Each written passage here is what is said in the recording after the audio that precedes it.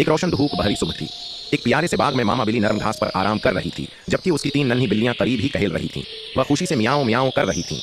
कुछ देर बाद मामा बिल्ली खाने की तलाश में आगे बढ़ती है। जाते वक्त वह प्यार भरी नजरों से अपनी बच्चियों को देखती है और हल्की सी मर्रर करती है। जैसे ही वह जरा दूर जाती है, नन्ही बिल्लियां एक रंगीन तितली देखकर खुशी से उसके पीछे भाग पड़ती हैं। वह मियाओ मियाओ करती आगे आगे चली जाती हैं और आहिस्ता आहिस्ता अपनी जगह से बहुत दूर निकल जाती है।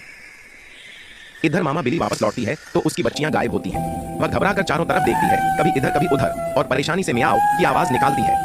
वह बेचैनी से अपनी प्यारी बच्चियों को तलाश करना शुरू करती है। उधर नन्ही बिल्लियां रुककर इधर उधर देखती हैं तो उन्हें एहसास होता है कि वह मामा से बछड़ गई है। उनकी आंखों में आंसू आ जाते हैं और वह धीमी आवाज में मियाओ मियाओ रोने लगती है।